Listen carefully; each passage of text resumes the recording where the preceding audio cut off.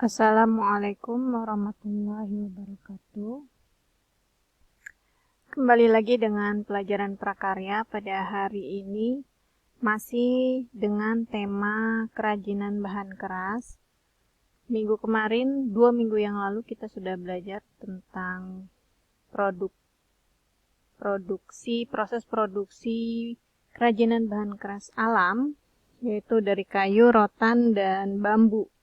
Nah, pada hari ini kita akan belajar mengenai proses produksi kerajinan bahan keras buatan yang terbuat dari kaca dan logam.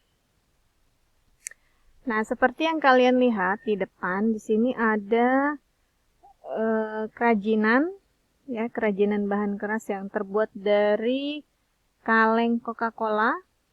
Maka ini adalah kerajinan bahan keras yang terbuat dari logam ya. Nah, di sini ada 2 jenis yang kita pelajari. Bahan dasar dari kaleng ini ya, contohnya kaca dan logam. Logam itu bisa jadi emas, perak, ataupun dari tembaga. Untuk produk bahan dasar dari kaca, itu yang kita pelajari ada 2 jenis, yaitu lukis kaca dan kaca patri. Nah, di sini ada gambar lukis dari pemandangan alam, ya, lukis kaca bergaya dekoratif. Nah, kemudian wilayah mana saja yang mempunyai ciri khas kerajinan lukis kaca? Di Indonesia itu ada Cirebon, Jepara, dan di daerah Kepulauan Jawa lainnya. Nah, lukis kaca itu dapat kita buat dengan menempelkan pola ya dengan kertas rancangan, pola gambar, kemudian nanti kita taruh kaca di atasnya dan kita mulai melukis. Kemudian kaca patri, kalian lihat di sini, contohnya adalah seperti ini yang biasa kita lihat di rumah-rumah ya. Bisa jadi jendela, kaca untuk di jendela itu terbuat dari kaca patri. Nah, kaca patri ini dengan menggunakan teknik mematri pada bagian sambungan kaca. Nanti akan kita lihat video bagaimana cara membuat kaca patri. Nah, bagian lukis kaca dan kaca patri itu terdapat outline ya, yang dibuat dengan warna tegas. Nah, ini adalah outline-nya yang membuat bentuk ya, bentuk bunga, bentuk daun, dan kemudian setelah itu kita berikan warna. Bahan pembuatan bahan lukis kaca itu ada lem, ada kacanya, dan ada pengencer cat. Kemudian juga nanti ada cairan penghapus misalnya, atau pengerik, alat untuk mengerik kesalahan dalam pembuatan misalnya, itu menggunakan pisau atau cutter.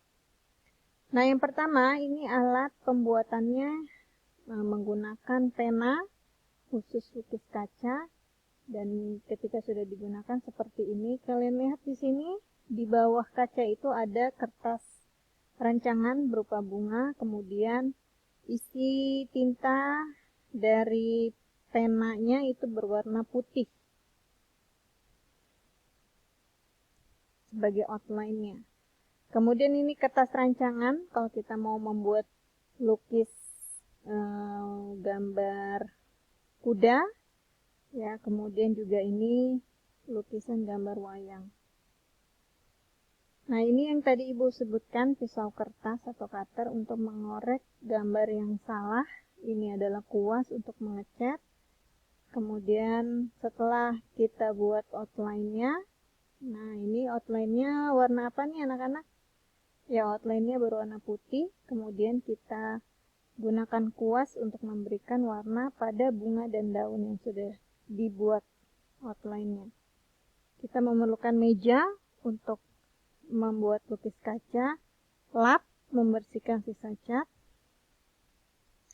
Kemudian ini adalah produknya. Lukis kaca itu tidak hanya dibuat pada kaca datar ya, bisa jadi kita melukis di toples, di gelas, di botol ya. Ini contohnya seperti ini adalah lukis kaca. Nah, ini adalah proses pembuatan lukis kaca yang digambar sebelah kiri ini membuat wayang. Kemudian yang di video ini membuat lukisan dekoratif ya, kalian bisa lihat nanti.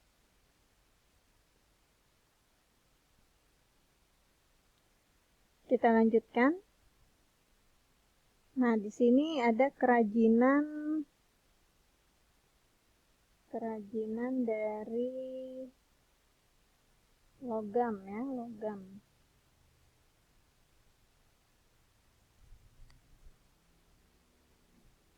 Nah, kerajinan dari logam ini kita lihat di sini ada miniatur dari mobil-mobilan ya, terbuat dari tembaga.